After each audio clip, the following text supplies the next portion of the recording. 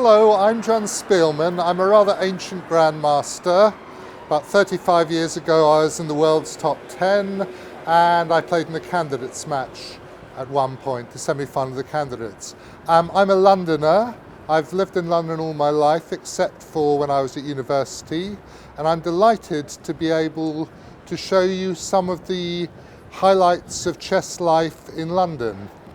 I should say I'm in no way an historian, and that there will be people who, and possibly corpses, who are spinning at the thought of me talking about any chess history, but there we are. They'll have to spin.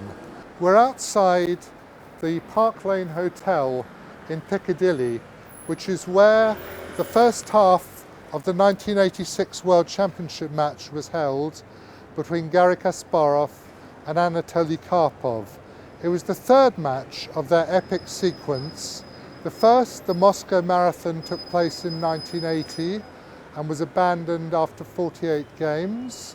Then the second one was won by Kasparov. And this is the third, which was held half in London in this hotel and half in Leningrad as it then was. This is 5 Cavendish Square, which in 1851 was the premises for the St George's Chess Club.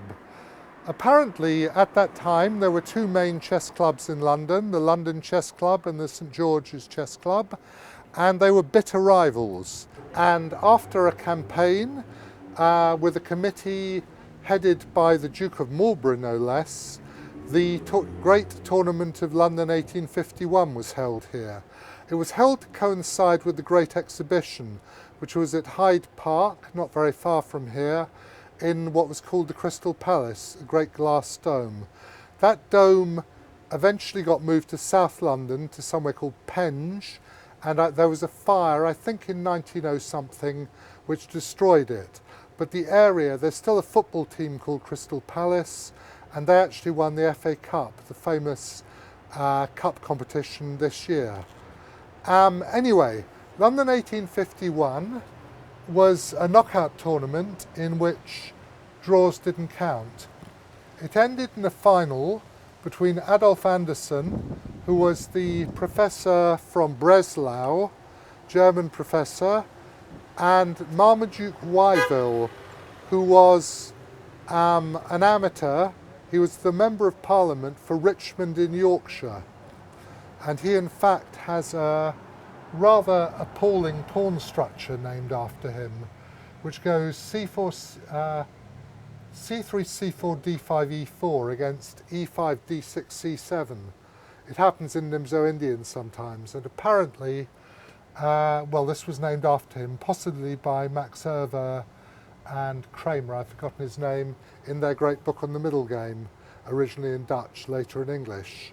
Anyway, Marmaduke Wyville got to the final, but he lost to Anderssen, and I believe Anderssen also, I read, won another tournament in London organised by the rival London Chess Club.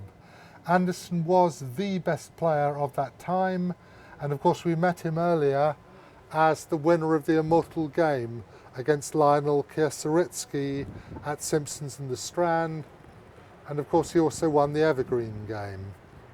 He was, you know, a fantastic attacking player, very, very vicious on the chessboard, but apparently enormously honest, mild-mannered away from the chessboard.